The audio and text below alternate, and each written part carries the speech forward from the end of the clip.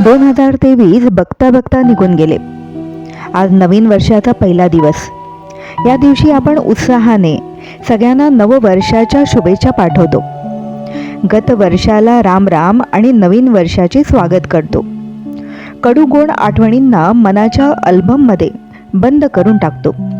हळूच आठवतो की गेले वर्ष किती सुखाचे व दुःखाचे होते. नफा झाला की तोटा झाला, काय मिळाले आणि काय गमावले, या सर्वांची उजळणी करण्याचा हा दिवस. मनुष्याचे जीवन म्हणजे तडजोड ही आलीच, पण तडजोड नसून तोड आणि जोडवाले हे जीवन आहे.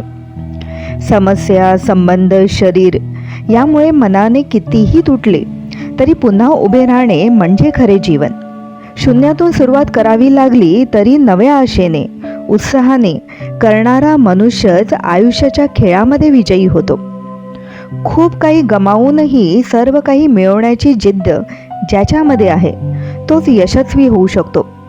म्हणून या नव्या वर्षाची सुरुवात आपण नव्या संकल्पांनी करूया.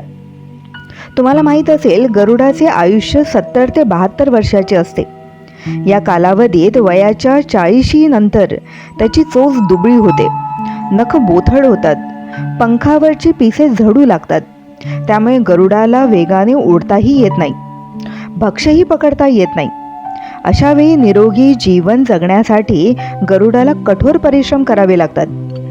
5 महिन्याच्या अज्ञातवासात कडेकपाऱ्यात जाऊन राहावे लागते. या दिवसांमध्ये तो आपली चोच कपारीवर आपटून त्रास सहन करतो. कालांतराने जुनी दुबळी चोच गळून एक नवीन तीक्ष्ण दणकट चोच फुटते. नव्या चोचीने बोथड झालेले नख उपटून काढतो. यावेळी त्याला असह्य वेदना सहन कराव्या लागतात. पण त्या सहन करूनही काही दिवसातच टोकदार नख उगवतात. या नखांचा उपयोग तो त्याच्या शरीरावरील जड पिसे उपटण्यासाठी करतो. आणि 150 दिवसांच्या खडतर कालावधीमध्ये असंख्य पीडा सहन करून गरुडाचा नवा जन्म होतो. नव्या दमाने, जोमाने, उत्साहाने तो पुढील आयुष्य जगतो.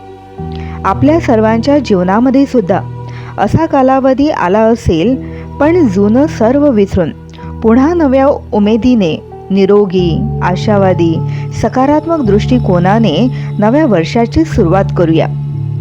जे झाले त्याची खंत न ठेवता, जे शिल्लक राहिले त्याची वाहवा करत भूतकाळाचा निरोप घेऊया. आज जे आहे त्यात समाधानी राहून प्रत्येक क्षण जिवंतपणे जगूया. जिवंतपणे म्हणण्या पाठीमागे हा उद्देश आहे की प्रत्येक क्षणाचा आनंद घेऊया. वर्तमान श्रेष्ठ असेल तर भविष्य नक्कीच चांगले होईल. म्हणून ज्या चुका अजाणतेपणे आपल्याकडून झाल्या त्याची पुनरावृत्ती न व्हावी याची काळजी नक्की घ्यावी.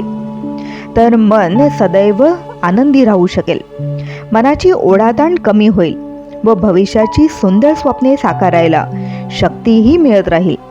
फक्त वर्तमानात जगण्याची सवय स्वतःला लावून घ्यावी.